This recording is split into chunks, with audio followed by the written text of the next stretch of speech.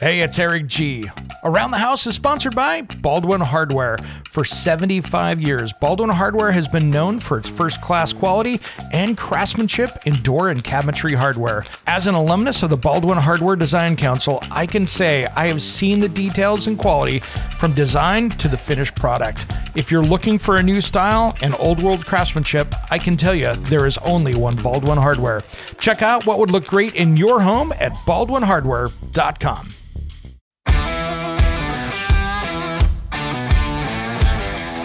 It's Around the House. You just collect things. Ooh, I like that. Somebody gave me something. And it's really easy to get stuff collected. And this is something that I'm personally working on right now, is getting rid of the collection of stuff. Do I need 4 huge bins of miscellaneous bolts that's like it came out of a junk drawer? No. Am I better getting rid of a lot of that? Do I really need it? Or am I better just going up the store and buy a bolt or two when I need it versus trying to dig through and find something that might work? I might be better off these days to just get rid of that whole thing, send it to scrap metal, and let it live another day into a car or something else that it's made into, instead of having 2 buckets of hardware that I never get to the bottom of. When it comes to remodeling and renovating your home, there is a lot to know, but we've got you covered. This is Around the House. Welcome to the Around the House show. This is where we help you get the most out of your home through information and education. Thanks for joining us today. Well, this hour is brought to you by Root Quencher and rootquencher.com. If you have trees, shrubs, bushes that are on a slope or out there that you're wasting a ton of water trying to get water into those roots, Root Quencher is the answer, where it puts the water right at the roots so you don't waste it, and you're not putting water where it doesn't need to go. And it's saving you money in the process. And who doesn't want healthier trees and bushes, right? rootquencher.com. Well, today we're going to talk about in hour 1, fall projects and things that you should be doing around the house before, later fall and wintertime and the seasons change come in. And these are plenty of projects you can be tackling. The first one I wanted to talk about today is that house painting, deck staining, Once we start getting things to cool down just a little bit, where maybe you're not getting into those super hot or super humidity days, those are great times to be house painting or deck staining. Now, deck staining is always a challenge because you don't want it to be too hot. You don't want it to be raining. And again, you want to do it at a time when you're not going to be using it. So that's the challenge that you have right there. But first off, the thing that I want you to do is, when you're out looking to stain a deck, for instance, is talk to your local paint professional and make sure that you are using the right material for the job. And the level of prep is what's going to happen. So sometimes if you've got a finish that's failing on a deck, you really need to sand it down and strip it. Or if you're going with a solid color over the top, what else do you need to do there? Because areas like that, if you're going to repair it, for all of you wood deck people out there, those are challenges you have. My back deck, I'm going to squeak out just a little more life out of it. So we're just getting ready to put a solid color stain on it. And I'll be honest, I do not recommend any of the deck saver. And I'm using, air quotes here, guys, but those deck, that have the rubber and the stuff in them and the stuff that's meant to cover up an ugly beat down deck. If you want to get a year out of it maybe and do that, follow the directions and it's good. But just keep in mind, you're not stripping that off of there easily. And when it fails is the time that you have to replace that deck. So it's kind of like your last Hail Mary. Oh, I have a fall barbecue. I need it to last through the winter to look good. And in the spring, I'm going to do it. That's probably your best time to use it. Now, if you're going to be using it for something differently, where, I want to do it, and maybe next year I'm going to do something different on it, that stuff doesn't come off easily.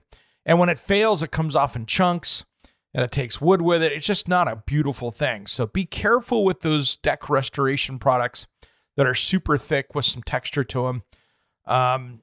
Be careful, because once it's on there, it's not worth the time to remove it. You're just going to end up putting on a new deck.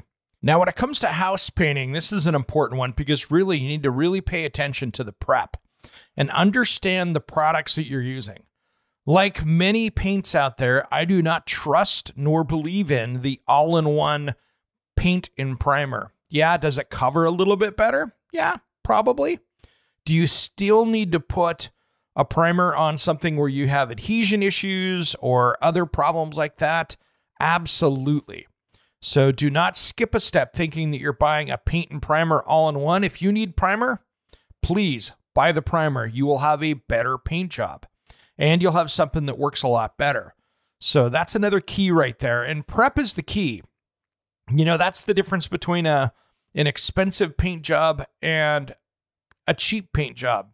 The cheap paint job is little prep to no prep. They come on with cheap paint and blow it on and go. Now, the other thing is when you're looking at any of these projects, I tend to stay away from certain products. Like on a house, I don't like cheap paint because it doesn't last. It chalks up, it doesn't cover well. And so many times, if you save 15 or 20 bucks a gallon on paint, you're going to spend that in additional paint because it has less coverage. And so you could have bought the better paint to begin with because it just goes farther. So pay attention to that. And I'm not saying go out and buy the $100 a gallon designer stuff, but stay towards the upper end of the paint company's range and you're going to be better off. So those are keys right there to taking care of this stuff. Make sure that you've got the right amount of paint, you've got the right coverage, and you've got good enough quality of paint to be working with. If you're dealing with, you know, the brand that's in their lower end stuff, you're going to have old technology and lower expectations. There's reasons why it's cheaper. And just something to consider, you know, in the game of price wars between paint companies, stick with the better product. It's going to last longer and it's going to look like you did a better job. Now, when it comes with, you know, when it comes to decks, pay attention to what works good in your area. For instance, in my area in the Pacific Northwest, Thompson's Water Seal does not last at all. I've never had it last more than 9 to 12 months on a deck before I had to come back. No matter what grade of product, the waxes or whatever they have in there, they just get washed right off here. So it just does not last. So it's a product that I don't recommend here, but maybe in your area it does work. But here where we get a lot of rain and we have a lot of heat, it does not work well. It just absolutely does not hold up. And I've done a bunch of tests with it to see what lasts longer. And you know something? It just doesn't hold up for me. So understand what works well in your area, what your paint professionals recommend, because there will be stuff that works best in the South versus the North, or the Southern states versus, you know, the Northwest. So just understand what works in your zone and kind of your area, and you'll be much more comfortable with what you have going on. And one more important tip as far as painting around the house, make sure that you get out there with some really good caulking and do all the caulking and prep work. Make sure every little piece is sealed up. Make sure that it's sealed around all the trim and the windows and doors and all that stuff. Get that all dialed in. It's going to make for a better looking paint job, as well as it's going to give you that durability and really stop that air infiltration and places that water can get in. And water will always cause damage if it's getting in there. So make sure that you've got that stuff all sealed up and ready to go. When it comes to quality caulking, you need to find the good stuff. This is not something you want to use the cheap painter's caulk. I like using the Sashco branded stuff. What is that? Big Stretch. That stuff works really well, and you can put it on there, and it's going to last a long time. So that whatever works well in your climate, use it, but stay away from the inexpensive stuff because you want to do this once. And as well as when you're staining that deck, take a look around, poke around, do an inspection, make sure the framing is right, because if you have to tear up a few boards, now's the time to do it. One little quick trick too, you can jump online and grab a deck inspection form and walk around and make sure that you're not missing something. But make sure that you've got all the right brackets, fasteners.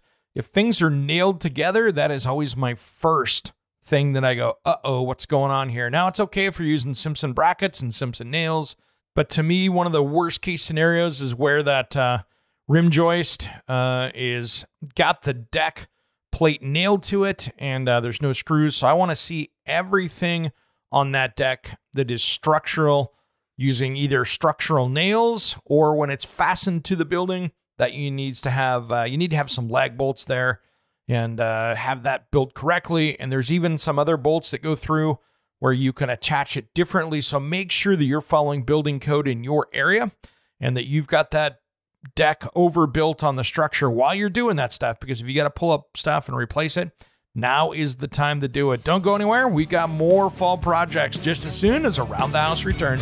Don't change that dial.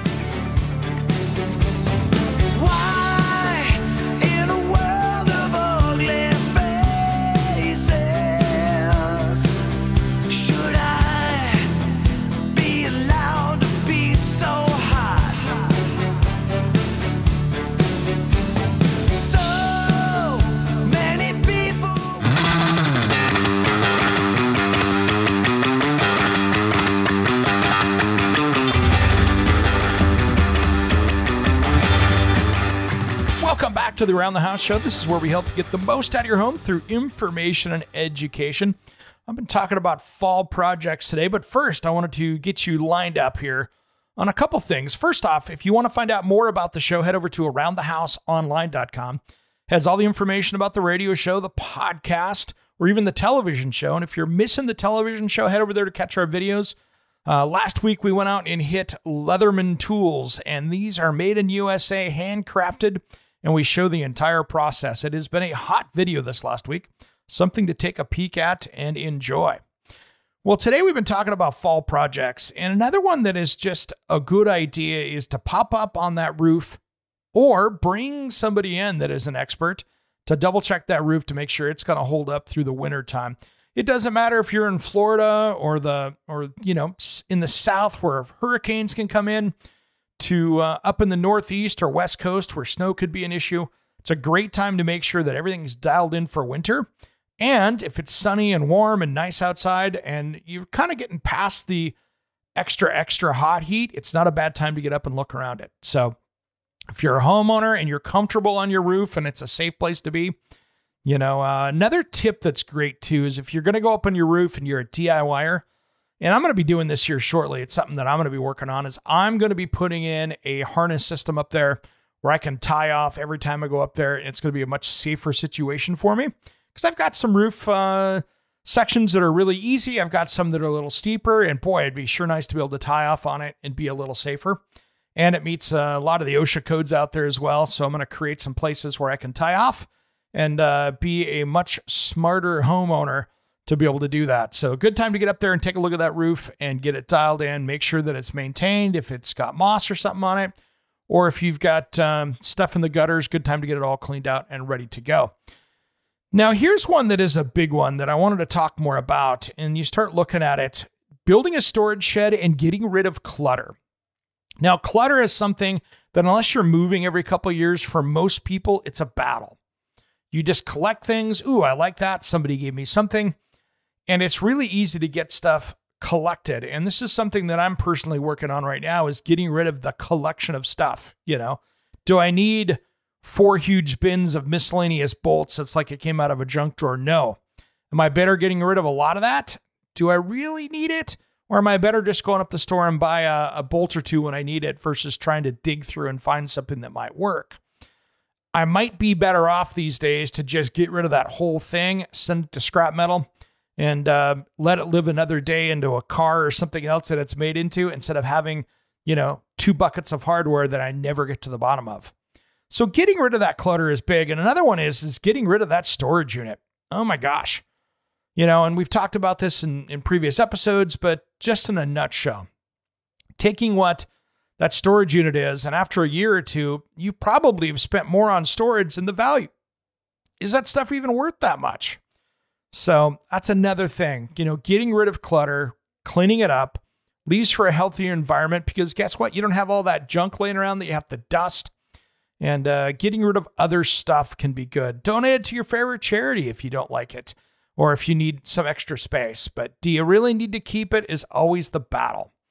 And for me, I've got to keep a lot of stuff because I need it for TV show stuff for I'll have a faucet, for instance, and I'm like, oh, I want to get rid of it. Well, I do need that as a demo piece for another project coming up. So I have almost need to create a storage shed for just my stuff for the television show, which is kind of important. So these are things to consider, but I tell you what, having some space and not having your storage jammed to the hilt all the time is worth the extra time. So clean out that clutter, build a storage shed. You don't have to go down to the home center and buy one. If you want to build your own, Building materials are back up a little bit. When I see the sheets of OSB here in the United States get above $20, that's when I start going, oh man, our lumber prices are up again. But, these are things to keep an eye out on. But I think that really, building a shed and creating that space and building it right can be a much more a smarter solution. Sometimes those cheapy sheds, especially the metal ones, can be not as durable. So these are things that if you want it to look like the house, spend the time and build it. It's a great way to learn your DIY skills of building. So you can jump online and get some free plans or buy some plans, make something that looks like the house. And it's a nice addition. And always make sure that you check with your local utilities, your easements. Make sure that you can put this shed on a place that makes sense for you and that you're not cutting off utility easement to anybody else. I've seen some issues where people build these beautiful sheds and the utility comes in and goes, hey, you built that over a right of way. So now, or you built it under our power lines or whatever. And then you've got issues. So understand where those are. And sometimes if you're good, you can put these in a spot where you have now created some privacy. You can make that shed be your own privacy screen. So you're, maybe you put the hot tub on the other side of it. You can do a lot of things with this to make it work out well for you. But, put it in the right location where you have access, as well as if you want to screen something off, it can be a dual use project for you, especially with that. Now, this time of year is another one. Here's another great tip for you here that is a fun one. Driveway repair. Now is the time to really get after this before the weather turns. And again, this is one of those things that I always recommend, whether we're coming into. It's a great time to fix those potholes if you've got an asphalt driveway, or if you have a longer driveway, or if it's concrete, to seal things up, get it taken care of, get those repairs done. These days, if you've got a broken up driveway and it's got a couple extra cracks in it, there are some great skim coat products that you can use out there that are drivable, or even that walkway coming up to the house, just a little bit of curb appeal. There are some great products, and we're going to do a shoot here one of these days with Ardex. I'm going to skim coat my exposed aggregate walkway coming to the house. It's a little dated. I don't like the exposed aggregate because it's always dirty. And it's always showing the moss and the mildew and things like that. So this is one of those things that you want to make sure you get it taken care of. And a good skim coat can last a number of years on these before you have to go through and replace it. Now, that's assuming that you've got a good base, things aren't moving around. But even if it got a couple pieces that you need to attach together, what I have done is come in and use foundation staples. And what these are is think of a carbon fiber bar with two little tiny round dumbbells at the end, and you can actually fasten those broken pieces together so they're all the same, and then do the skim coat over the top, and you've got now things tied together so they don't move. And then the skim coat makes sense because now you're filling that in and making it work. So a little bit of carbon fiber or epoxy and those, you can really tie things in together and make it so you have a brand new looking driveway if you're not careful, without having to tear it out and make it look right. And it's not going to be as good as a brand new driveway, but I tell you what, you can really clean that up.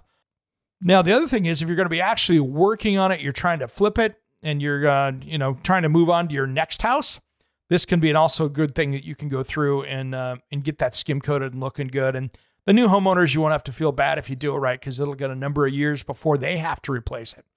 So skim coating can be a great way, and you can add color to it.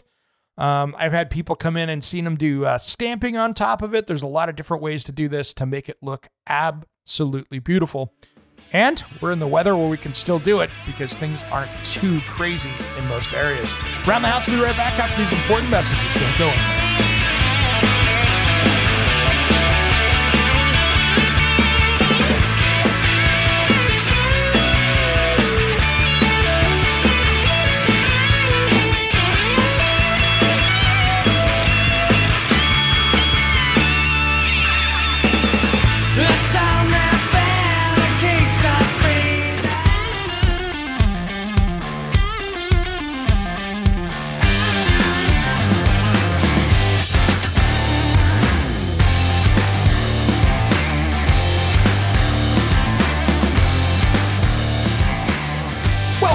To the Around the House show, where I help you get the most out of your home through information and education.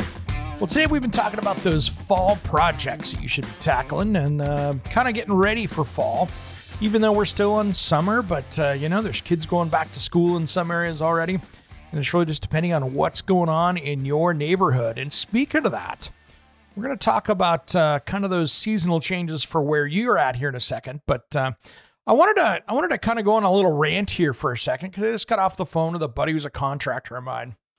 And I tell you what, it has been a challenge out there. I am seeing so many different contractors struggling with many of the siding companies and window companies about not getting them the proper information to do the install. I was just with him on the phone on a major manufacturing website for, it's a brand we all know. Let's leave it at that. Not here to bash on a specific company, but it's just something that needs to happen out there. We've got to really get some of this stuff straightened around. Companies, please take your time and make it so that you create information that we can consume. And I had to go to the inner depths of this website to find installation instructions that should have been one click away with the product. I mean, if I go look on the product and I'm a contractor and I dive in and say, okay, I'm going to look at siding A. If I have to make more than 4 or 5 different clicks to get to the installation instructions, put it right there where everybody can see it. Make it easy to find. Make it so you got the people putting it in correctly. And I'm seeing that more and more where they're hiding that information on their websites.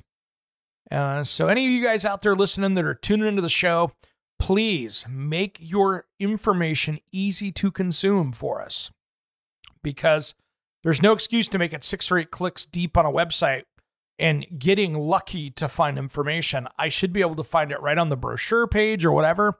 If you're showing off the features and benefits of the product, put a button right there that says installation instructions or installation specs, so the product can get used correctly and installed correctly. So there's my little rant of the day. We've been talking fall projects here. And one thing we were starting to talk when we went to break was driveway repair. It's a great time to recoat that driveway. Doesn't matter if it's concrete and you want to put some sealer on it, or if it's going to be a driveway that's asphalt that you need to seal, whatever. It's a good time to do that here as the high temperatures start to dial back just a little bit in many places. And, it's one of those things that it's a good time to do it. So seal up the driveway, all the cracks, get that stuff taken care of. So now here's the next one here, which is really good. Getting your house ready for those seasonal changes. For many in the U.S., that means, hey, we're cruising into hurricane season and we've got to make sure that our house is ready for hurricanes. Maybe it's like here on the West Coast where we're getting ready for rainy season. For me, in the summertime, we don't see rain for a few months, and it's a good time to get those dry projects done so you can get that. And then, so just be ready. What can you do to make your house, ready for the change of weather? And that always leads to a good project or two out there. And many times that's like taking your gutters and making sure that those downspouts don't drain right next to the foundation. Yeah, that's a huge one. That's how you get foundation damage, no matter where you're at in the country. Making sure that that goes down into a storm drain system, which is maybe ABS pipe that's underground that goes, 10, 12, 16 feet away from the foundation and then downhill away from the house, making sure that you've got those water issues under control. Now, this is, of course, different across the country, but this is really where you can spend that time. Now, this is also the time that I want you to call your HVAC system professional, have them come in and do the tune-up. If you've got heating and cooling, I would make sure you've got that service contract so you can have a company that comes out and gets that thing dialed in once or twice a year. Listen to them. They will tell you what they think those intervals should be. If you're in the South where you're using AC most of the time, guess what? That AC system probably needs to be maintained a couple times a year. If you're switching over to heat, making sure that those are working back and forth as well. Those are all important things to make sure they're dialed in. So make sure you've got that HVAC system ready to go and tuned in. And that is just one of those things that those are such great preventive maintenance things. You can catch things before they break. That keeps you from having a service call that's insane out there. And nobody wants to pay for expensive service calls, especially on a Sunday night where you're paying double time or triple time or whatever to get people out there. It always seems that's the time that stuff breaks. It's never right when the service guy is coming over or something. So make sure you've got that dialed in. Now, another one here that I think is really good to get on the phone, and I just did this and realized that I had some problems. And let's talk about insurance for a minute here. And this is something that I'm going to put in your fall project list because it's something you should take a look at. Can you build your house for what it costs today? Can you replace it if you were to have a catastrophic event? Is your stuff covered? I have been buying online with one of the major national companies, and then I brought it to an agent who's a buddy of mine. And he said, wow, you have the complete wrong insurance on your automobile and you're better on your house, but you really need to get this stuff dialed in. And I didn't realize how bad my insurance coverage was on certain things. So we've got that dialed in, getting that taken care of. He's doing a great job. Plus, I'm getting more coverage for better money. So having somebody eyeball my stuff is super important. And I think that's important stuff to make sure that you're covered because whether or not you've got the right coverage, for a flood, which means some water overflowed someplace and came into your house from the outside, versus a pipe break inside your house, which we know is not a flood, that is water damage. So making sure that you have the right coverages for everything. And if you've got something like I have, expensive tools, making sure that I've got the coverage for that. Do I have a rider for my tools? Do I have a rider for my other stuff? Collections, art, jewelry. What are you covered with? Make sure that's dialed in. So right now is a great time to spend the time and get that stuff taken care of and make sure you're ready to go. And that's an important one. Now, another one that I think is equally as important is testing that indoor air quality. Where are you at? If it's summertime, we're spending a lot of time outside, doing stuff out in the heat, and fall can be that same. But this is a good time to get that air testing done. So run some air tests on the inside and the outside of your house. See if there's mold. See if there's issues.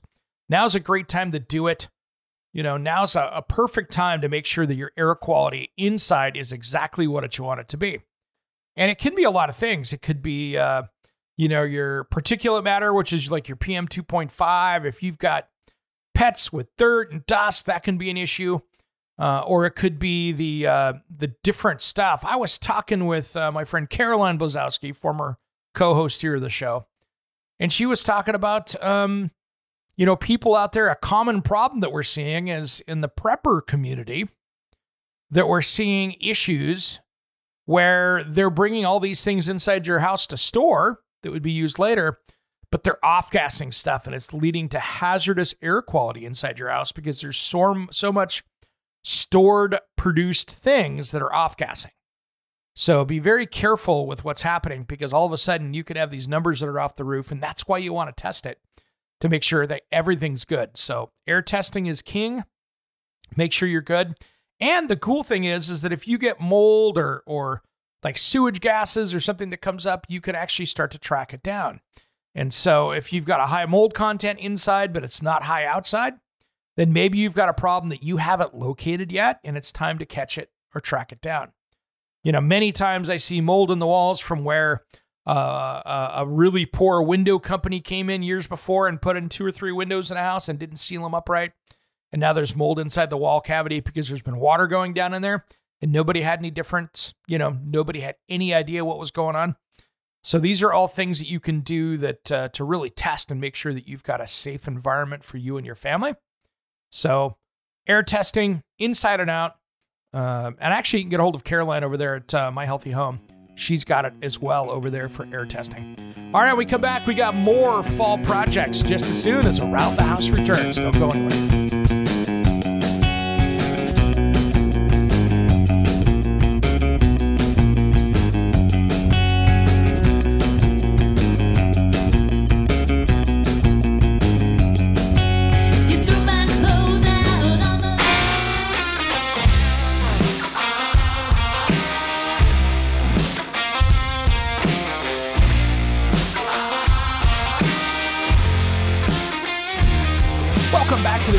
Show. This is where we help you get the most out of your home through information and education. Thanks for joining us today.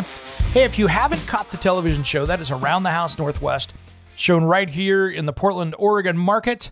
You can catch it over on YouTube. Just head over to kptv.com and take a look at their YouTube page, or just go youtube.com and go KPTV Fox 12. Look for the Around the House banner, and you can find it in the playlist. And then we've got over 100 videos over there that are jam-packed full of stuff. Like last weekend, we had, it was so fun. We went out to Leatherman Tools, and that video has been taken off and going viral, which has been great. Well, today we've been talking about those fall projects, stuff you should be doing around the house before we get into winter. And another one is an important one, is to make sure you're dialed in, that you've got everything insulated and ventilated. Now, many new homes, we're seeing some problems in the garages. We've talked about it last year, and I want to talk about it again here real quick. That if you've got a brand new house with an attached garage and the inside's all been insulated and you've got a nice insulated garage door and everything's good, when you pull that car in, whether it's an electric car or a gasoline or a diesel, that thing is going to be, if it's wet, you pull that wet car in the garage, it's drying off, you've got extra high humidity. I have seen in the rainy seasons, people get all the stuff, just mold everywhere inside their garage. So when you have that brand new home, make sure that they've put in ventilation. Make sure that they've got either an ERV or some kind of ventilation in there, like a bath fan that gets that air out of there, that is based on humidity. So you'll be able to get that taken care of. Now, as far as ventilation, I am not a fan of powered fan, attic fans. I think they, in most cases, create more problems than they're worth.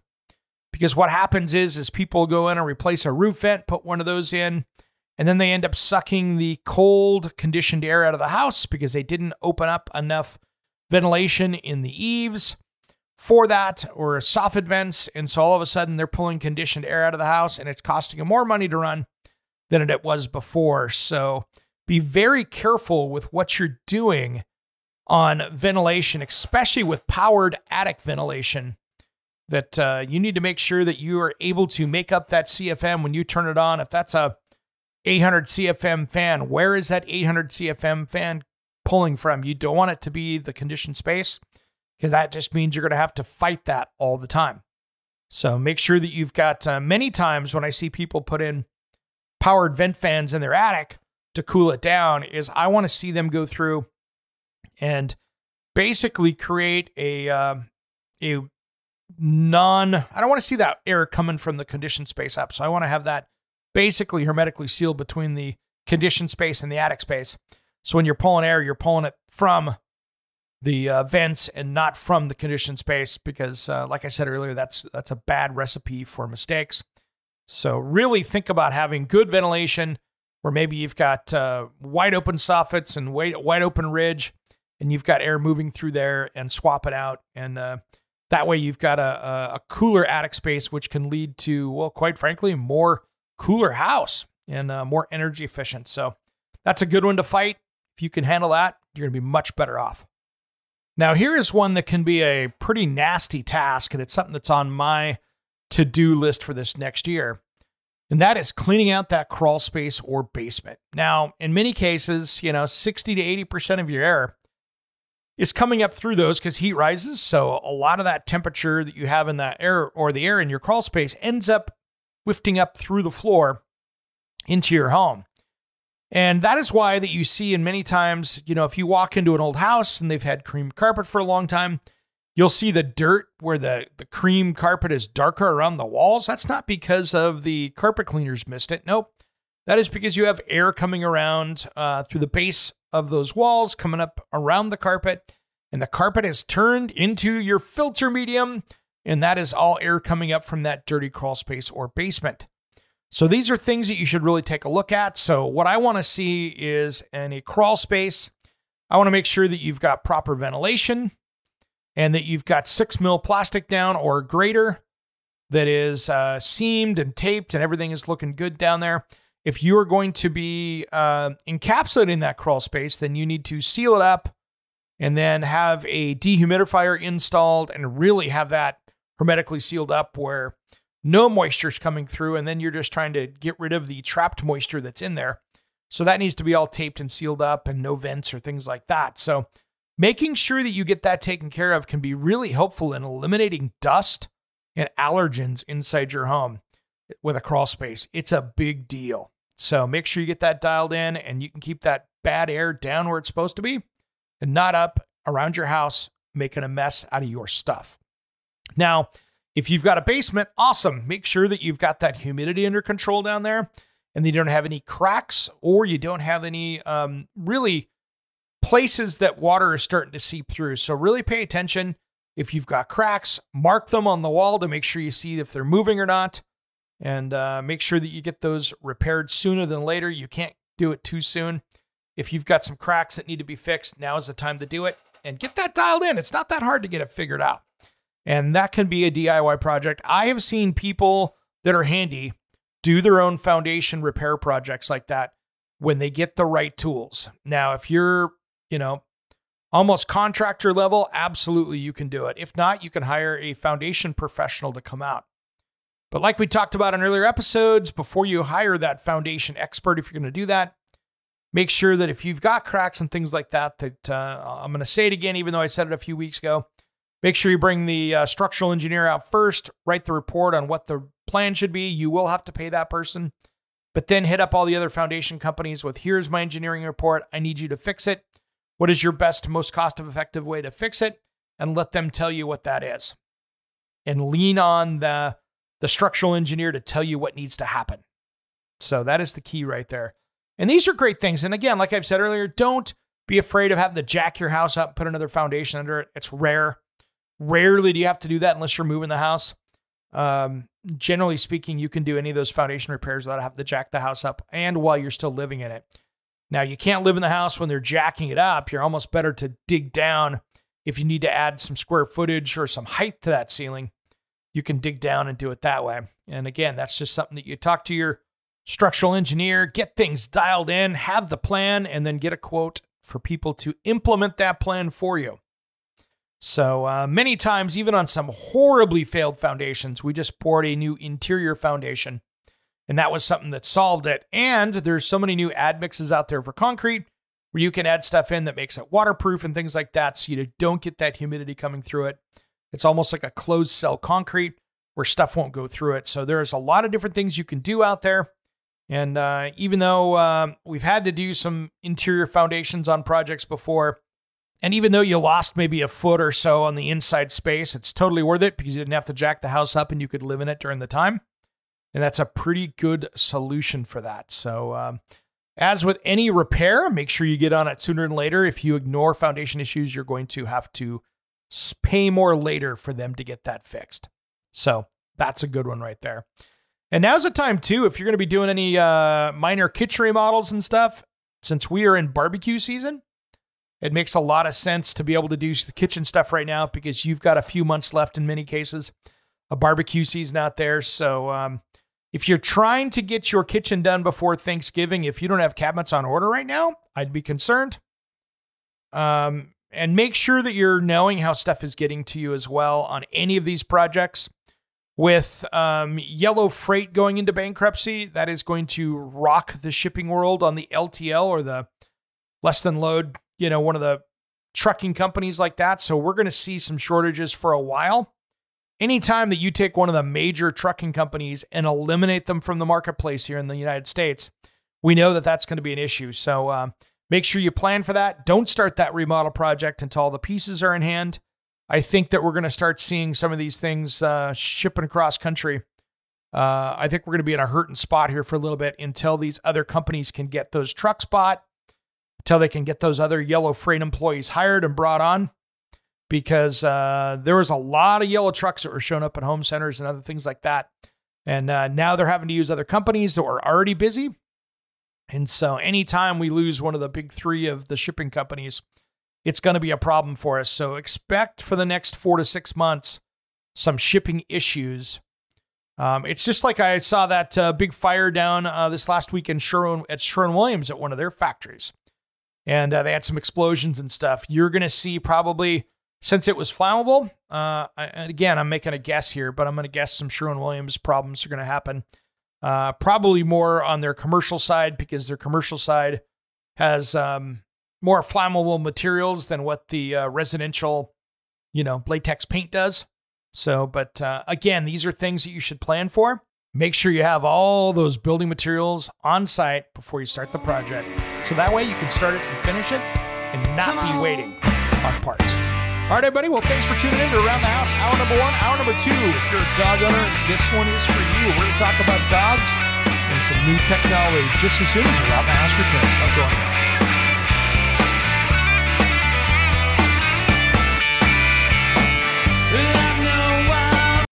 Hey, it's Eric G. from Around the House. Are you planning a decking or siding project this year?